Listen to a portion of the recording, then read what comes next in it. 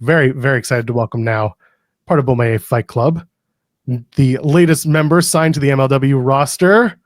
The one and only Mr. Thomas joins us this morning. Good morning. Hell yeah. What's going on? I'm happy to be here. Thanks for having me. All the fun stuff. Thanks for joining us. We appreciate it. For sure. Before we get into the MLW contract signing, congratulations on that. We have a very important question that's been a major topic of our show today, which tells you all you need to know about our show. Do you think like we could all team up together and like fight the sun and beat the sun? The sun in the sky or the sun of who? The sun in the sky. We wouldn't make it close enough. That's my final answer. You don't think so? It goes down. It runs away every single night. Like, it's kind of a bitch. It always comes back to get you, though. It always comes right around to get you. As soon as you think it's gone, it pops up. I told you this guy knew. I told you. I get it. I feel like all of us combined, like in the world, we could all fight the sun and beat it. Not on that one. You're on your own. You're on your own.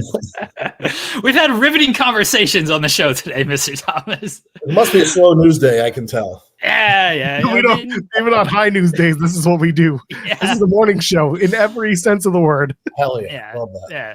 We don't take too many things serious around here. One thing we do take serious is you signing a new contract with MLW. Tell us what went into this decision. It was about that time. I've been around for a while. My old deal was up. It's just like that thing. Business is booming right now. Everyone's getting locked in. It seems once the new Evolve thing popped up and TNA's working agreement with everybody else, and there was interest elsewhere, but MLW is my home. I've been loyal. I'm going to be loyal to the day that I die, to the day that I'll take my last bump in MLW ring, I'm sure. So I can promise you that. We hear about a lot of talent from other companies talking about the locker room and, what that's like. What is the MLW locker room like, if not tight-knit and friendly? I'm curious about that. It's very tight-knit and friendly. I mean, I've been in locker rooms in the past where it's kind of been very cliquish and, there's beef and there's drama. It doesn't seem to be that way. I don't know if that's just how wrestling is now, because I really can't speak for too many other locker rooms, but everyone wants everyone to do exceptionally well. Everyone wants everyone to make more money, move on to other places if that's what you choose to do. If you stay, let's have a good match. No drama. Shockingly, no drama. We don't have many lady wrestlers, so there's not too much drama to be had, if you know what I mean. I mean, Eric Bischoff's coming in here and trying to screw things up. He's firing Alex Kane out of nowhere. He's a different kind of drama, if you know what I mean. Yeah. He's been in a lot of locker rooms that's had a lot of drama. Listen, my only advice that I gave to Alex Kane for Eric Bischoff was just let him do what he does, and he'll ruin it eventually. I mean, just history has proven that once or twice.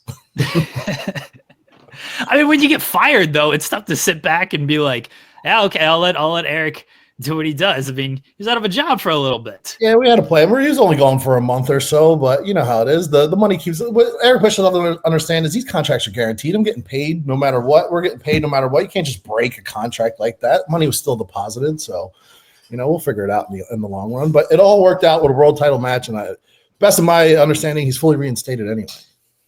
What's it been like working with Alex Kane and seeing the rise of Alex Kane in Bomaye Fight Club? Oh, it was electric. I was there pretty much since day one with him, and we were lucky that we did a ton of TV tapings back to back in Philadelphia. Now, in anyone else's world, it would seem like, they're not wanting to spend no money. They're in the same place. They're doing the same things over and over again. It was repetitive, but what happened in that room in the 2300 arena over the course of, I'd say, a year, probably 15 months, is he went from being a literal nobody, and I'm not taking liberties or a shot at the guy, but he was an unnamed, unsigned talent that came in and started literally at the bottom of the barrel.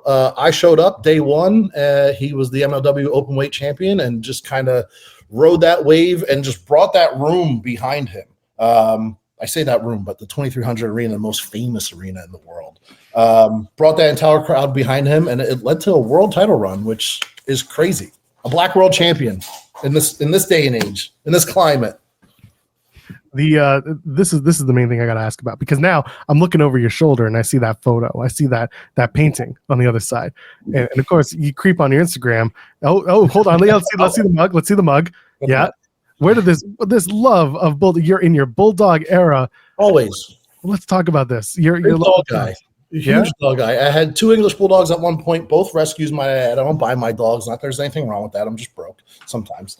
But I've had 2 English bulldogs. I love dogs. I just kind of keep that going. Those 2 have not recently, but since passed. My love for dogs hasn't deteriorated whatsoever. But anyone that could help a dog, feed a dog, donate to the dog rescue, whatever you need to do, they mean well. They mean no harm. So, did you grow up with dogs? I did. I have always had dogs for as long as I can remember, and I always tell everyone, if you're sad, just get a dog. They'll cheer you up. They'll bring you right back to life.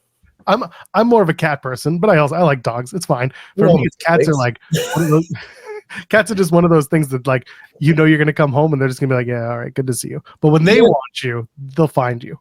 Dogs get hyped up, man. They'll do everything. They love to see you walk through the door. I think they just think that you're never coming back. I'm not sure what the mindset is, but I think once you leave for work or whatever you do with your life, they think you're gone forever. All right, we saw the coffee mug. So our other topic besides fighting the sun today has been coffee. So what kind of coffee are you drinking?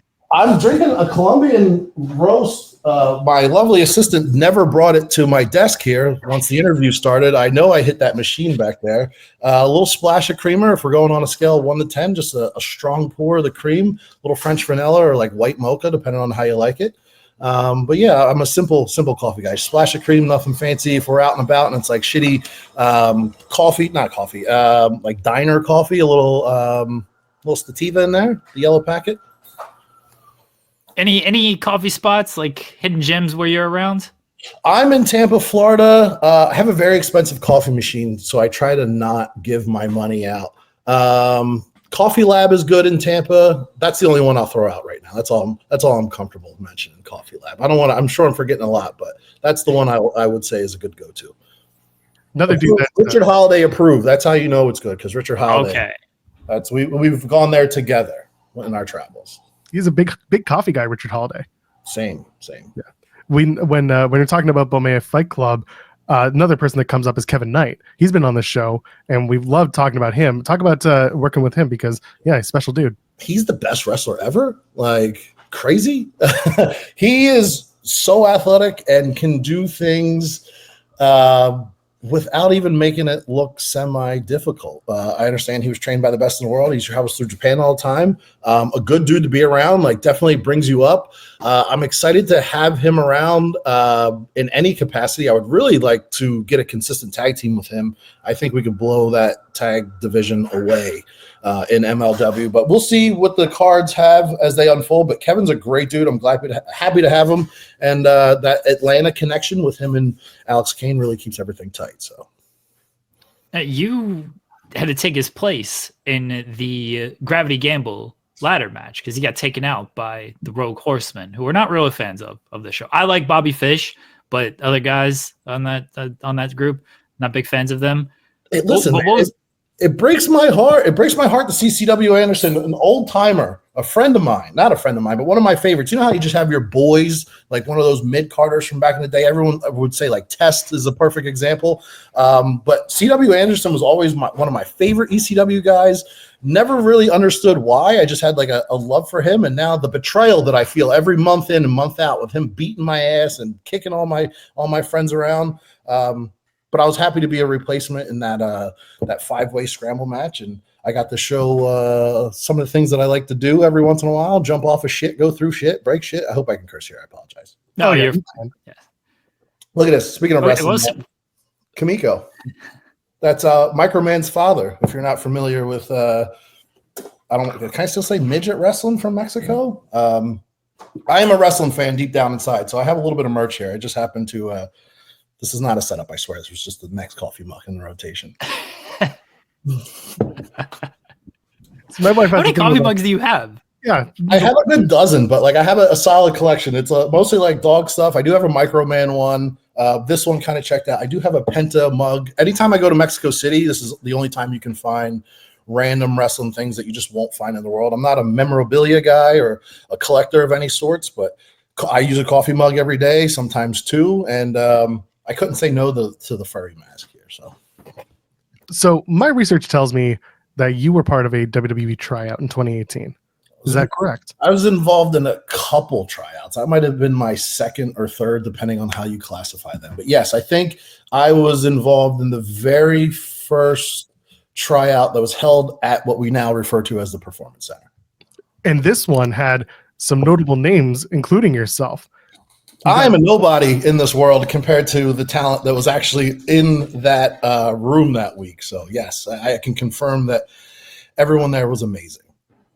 So talk about the experience of doing a PC tryout compared to other ones that you may have done in the past.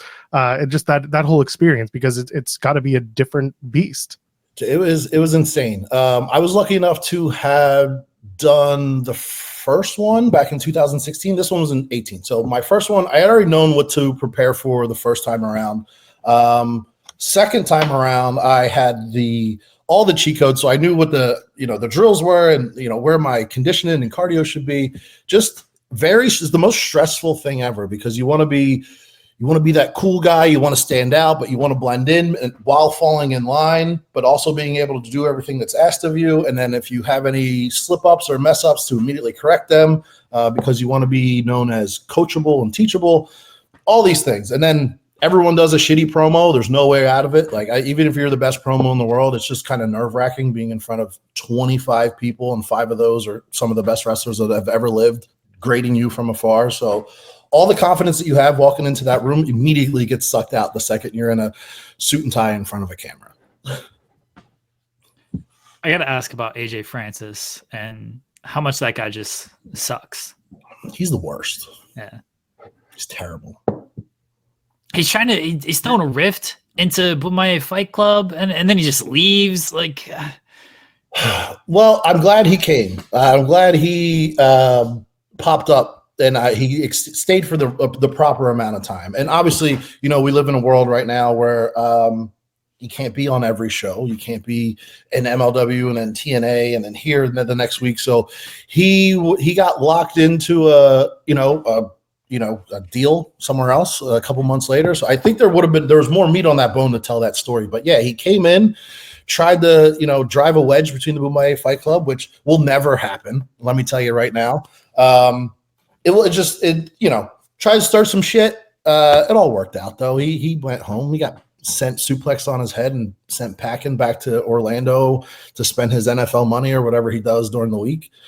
So here today, gone tomorrow. No worry about it. The next person that comes in and wants to drive a wedge to the Bumaye Fight Club, same thing will happen. All right, we have MLW Battle Riot coming up. Now, you haven't officially been announced. It's April 5th. It's for the world title this time. First time ever for the world title instead of for a shot at the world title. Can we break some news? We've broken the contract news. Can we break some news? Mr. I'm in it. Whether my music plays or not, I'm coming out. I mean, mathematically speaking, we don't have 40 signed competitors to our roster, I don't think. If we do, it's probably in the area of 30-something. So minus some surprises, I'm not the worst in the world, so I think I'll be in there at least once. So I'll tell everyone right now, despite my my name not being announced, I think this is my 4th one. I've been in the last 3, so there's no reason why I won't be in this next one. Officially unofficial, but that makes me the number 1 contender in my eyes. So I'm training, I don't think this is my first title shot. I think I did technically my one-on-one singles match with Hammerstone was for the world title. If it wasn't on paper, in my mind it was. But yeah, I'm the number 1 contender, and I plan on leaving. I plan on winning, and I'll do whatever it takes. Can I make a suggestion? Throw Kevin Knight over first? I mean, listen, you can do what you want to do in that world, but I'm only giving you creative ideas. You said there aren't 40 people who are on that roster right now. If you know how many there are, you just take up the extra spots. Get a mask, get a new pair of gear, do something. I'm all about working smarter, not harder, so that kind of goes against what I believe in. But yeah, maybe I'll dust off one of my old Shakara masks or some face paint and come out from under the ring or something wacky and number 1 and number 45. Are we going to see the return of Blaster McMassive? Is that what we're hinting at here? Oh, close. I want to so bad. Every once in a while, listen, Max Master is still my best friend. For the record, check out New England Pro Wrestling Academy and Rad Pro Wrestling. Can't go anywhere without giving this man a plug. But yeah, still one of my best friends. I think we could still don the face paint one day. We had a return tournament that was scheduled that got canceled because indie wrestling sucks and nobody's reliable anymore. But yeah, one day, I promise we'll either finish strong as a tag team or we'll at least kill each other for 30 minutes double blood somewhere. So whoever wants to make that happen, my email's open. Well, before we let you go, and yes, we do need it, we play a little game on the channel. It's called Partner, Promo, or Punch in the Face. It's where I give you 3 names, people you know, people you've interacted with, people you're well aware of, and you're going to tell me which one you want to partner with in a tag team match, which one you want to promo with in the ring, just a straight up promo segment with them, and which one you want to punch in the face, go one-on-one with. You ready? I love to punch everyone, friend or not. So yeah, let's get it. Well, let's see what you say after I give you these 3. Alex Kane, Kevin Knight, and Muscleman Malcolm. Partner, promo, punch in the face. Muscleman Malcolm. I don't even know who that is. Who is that? Oh, Jeremy, you get to do this now. Oh, he is Boomaye Fight Club adjacent. So Yeah. he's been part of the group. I don't know these people. You know that. Does that make me a bad person? I do know this guy. First off, punching him as soon as I walk into the door. He does TikToks and record stuff, right? Yes, you know Malcolm. Everyone knows Malcolm. All right, I'll punch him first, just because he's not a part of the squad. But yeah, I think I'm gonna do just life as it normally is. I'll partner with Kevin Knight because I think we're the best tag team ever that hasn't existed yet. And then I will obviously promo Alex Kane, and I'll punch Malcolm just because he probably deserves it, but he doesn't. He's a nice guy. He means well. Yeah, but you can punch him in the face. It's fine. Everyone can get a right hand. Listen, in the Battle Riot, everyone's getting punched. Everyone's getting the old big boot, a chop. That's really all my offense. And then you're getting sent right over the top rope, brother. That's all you need to do. MLW Battle Riot is in Los Angeles at the Commerce Casino and Hotel, Saturday, April 5th. Get your tickets. It's also going to be available on, Jeremy, YouTube? Absolutely. Yes, MLWLA.com for your tickets. They are priced reasonably. I'm pretty sure the show will sell out. We have some big names that still be announced. Obviously, we're just getting started. We have a good amount of time. We have a whole month between now and then. So I have plenty of time to train. You guys have plenty of time to buy some tickets. But get them while they last, because trust me, you don't want to be watching it on the YouTube like a bum. I mean, I live in Toronto, so I'm probably going to have to be that bum. If you're in the area, you know. Oh, gotcha. Congratulations on the signing with MLW, Mr. Thomas. Put yourself over and tell people where they can find you. Listen, I don't ask for much. I don't hawk T-shirts. Follow me at Mocha Traps on the Instagram. I'm at Mocha Traps on the X machine or Twitter, however you want to rephrase it as. I'm also on the TikTok as Mocha Traps. It's just me petting dogs. That's really all it's come down to. It's nothing more than that. Check out MLW. Support your local dog shelter. That's all I have. No more plugs. Check me out. Check out MLW. Watch wrestling. Support wrestling. Let's not critique every single thing about wrestling, people. When it comes from a business standpoint, just because you watch wrestling doesn't mean you know wrestling. And to be judgmental about the size of an apron or size of a ring or how many tickets are sold in fucking Tupelo, Mississippi 2 months from now means nothing to no one. Focus on the in-ring product and what is presented to you forward-facing as a consumer, and don't worry about so much of the back-end stuff. This can still be enjoyable. I promise. If you just let all the other BS go, woosah, I'll settle down. That's all. I apologize. Amen. Hey, but do you know your ring size? Like, yeah, the size? No, dude, forever single, no kids till I die. So. I still recommend knowing it because you just never know. So listen, when I got married, it was a 10, and now it's probably 11 or 12. You got to know these things. I'm just letting you know because you never know what you're going to need next. Awesome, guys. Mr. Thomas, thank you so much for joining us. Appreciate it. Take care of yourself. Zoop, zoop.